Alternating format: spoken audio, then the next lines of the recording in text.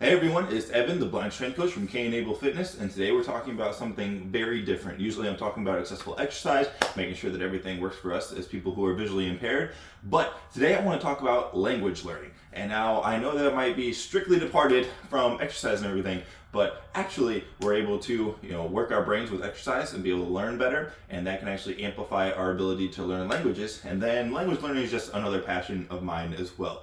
I'm by no means an expert, but I have done a ton of research over the years and dabbled in a couple different languages, been able to become conversationally fluent in a couple of different languages before, and been able to really enrich some different experiences. So when it comes to being blind or visually impaired, it's obviously a little bit different of how we are going to be learning languages. We need to be less visual and more auditory, which can also be good for other people. There's a lot of people who just don't learn visually very well, or going through really boring flashcards and things like that. And if you think about how we actually grew up learning a language, it's because we were hearing it. We were hearing the language, and then we were starting to mimic those noises, and then pick up vocabulary, pick up grammar, different things like that. So these abilities to just slowly acquire a language with repeated bouts of exposure is hugely important. And then if we are trying to speak the language, obviously we start repeating those things back, and then you kind of just start catching on to these things. So sitting with your face in a textbook or trying to memorize flashcards over and over, especially like paper ones that aren't like spaced repetition, something like that, can be really difficult. I know there's other visually impaired people who kind of write off learning a language because they think that everything is going to be visual. They're going to have to use like Duolingo or something like that, where it's incredibly visual, and having to use these word banks, things like that. It's a very slow process, and you're trying to accumulate points, but it takes you longer than average people, everything like that.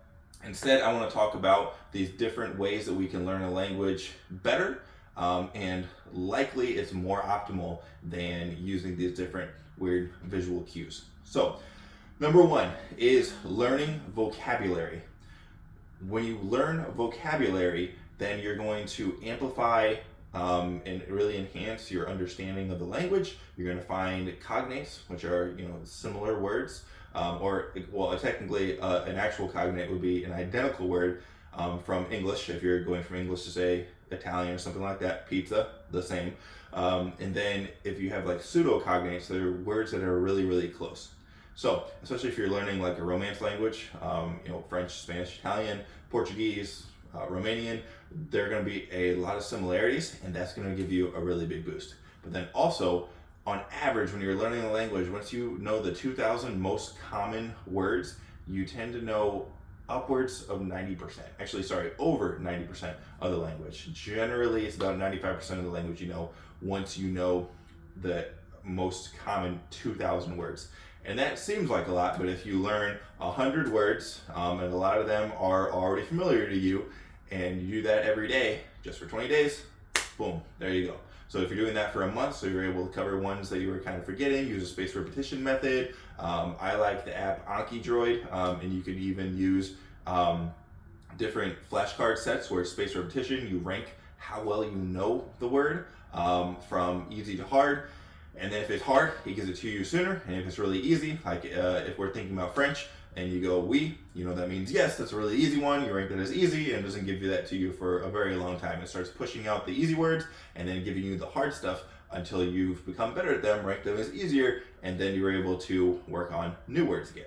So again, being able to do that with the most common words, and then there's also flashcard sets that you can get through that system where it has audible stuff going as well. It'll actually say the word, whether it be in English or your target language, and then you'll be able to hear that as well. So it's a little bit more accessible. So that's a possible thing for you to use. Also, you can get on YouTube and look up like top 1,000 most common words in whatever language.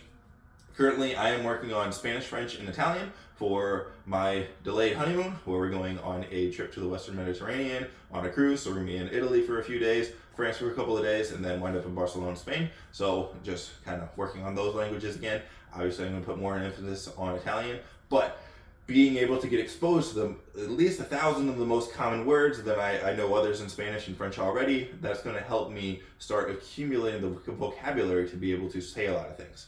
Now, when it comes to actually speaking, actually using that language and getting in a groove of grammar rules while not getting bogged down by grammar rules, there's a lot of different other lessons that you can use as well. There's the Pimsleur method, which I really like, which is all audible and it's all conversational based, and then talking you through some different basic conversations. You have to learn to repeat, or you have to learn to answer with these things that you've already been taught. And then again, it's kind of spaced repetition where it doses in some new stuff every lesson, but there's also the old stuff. So you're building a really good base that way.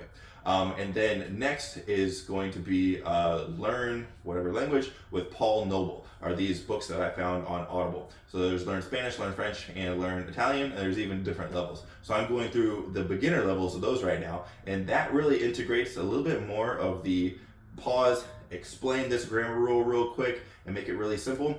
And I was literally here at the SOAR program putting together my room for my domain and getting all my work stuff ready and listening to that audiobook in the background, and I kind of blacked out and was doing my stuff and everything and realized I was perfectly answering all the different questions about these grammars and things like that and not even thinking about it. It's just, it's built so well and structured so well that you just start understanding these different grammar rules and you're able to apply them immediately, and it doesn't really take a second thought. You're not doing that awkward pause of, what was the rule for that again? Instead, it really eases you in and makes it much more natural. And that's another thing that the famous linguist Michelle Thomas was big on, is making sure it's very nonchalant, just slowly teaching you a bigger base, teaching you another word to fill into this grammar structure. Like, I would like a pizza, I would like a sandwich, and then just slowly building out your capability to construct your own sentences and then be able to go from there. So again, these are some of the basic audible things that you can do. There's a ton of really good videos on YouTube as well. If you guys are interested in this whatsoever, you can always shoot an email to kenablepfitness@gmail.com, or I would really appreciate some different comments and likes on this video in order to help spread it around as well. So if you have any questions regarding resources, anything like that, different approaches, I get really into this stuff and have been able to get really into the weeds when it comes to linguistics and language learning, and actually how we truly pick up language instead of the traditional ways where, you know, everybody's like, I had 4 years of Spanish in high school and I don't know anything. To be able to skip that and then be able to use a language and understand it when you're traveling to a place, even after only say like a month or so of intense study, is really fun, really enriching. I've gotten to do that in a couple of different places, whether it be Paris, France, or Medellin, Colombia. It's a super fun, enriching time. So I really want you guys to be able to enjoy that as well.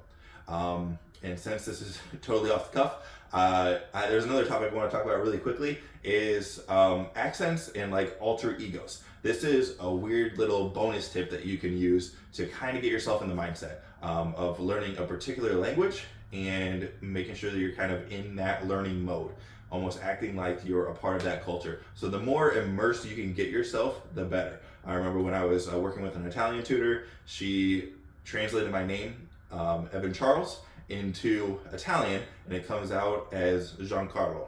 So before I started doing my Italian work, I say, sono Giancarlo. And I try to use a good accent and everything like that. I've been complimented on my French accent before. I was in France, they weren't really sure that I was American or not until I let them know.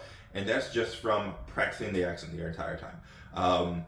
I kind of do a joke of like an Alabama, like deep Southern accent of speaking in French, because that's, you know, how a lot of us Americans kind of sounding, trying to speak another language, you know, like, donde está la biblioteca? And it's like, you could work on the accent a little bit. So you got to make sure to start working on that, work on the more unique sounds. And that's another thing you can do really early on is do like the alphabet in the language that you're trying to learn, as well as the different noises that are be slightly different. So like in French, there's the R.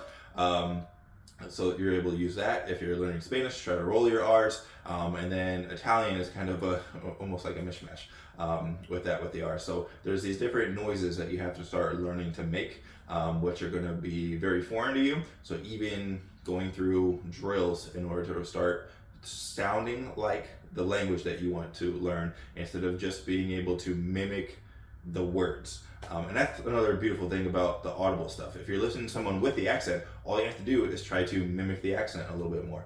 And you don't want to do something absolutely over the top or anything. Just make sure it's, of course, really genuine. And then, again, with the alter ego thing, you can put yourself in the mindset of, no, I'm Giancarlo right now. I am speaking Italian. I live in Milan or something. And then, so of course I have this accent. Of course I'm able to speak Italian. And it kind of just shifts your mindset, kind of like when you're going to the gym. You're like, okay, it's go time. I'm going to get after it. I'm going to lift hard. I'm going to do some really hard cardio, different things like that. It's just hitting that switch, but for language learning, where instead of me being Evan, same thing with French class in high school, is my French name was Jacques. So again, it kind of just gives you that distance from your English speaking self who maybe isn't as confident in everything, and instead your confident Frenchman Jacques who is picking up the language all the more. So those are just some of my tips. Again, please like and subscribe to the channel in order to learn a lot more, mostly about accessible fitness for the blind and visually impaired, but also some random one-offs like this when it comes to language learning or other ways to enrich your life.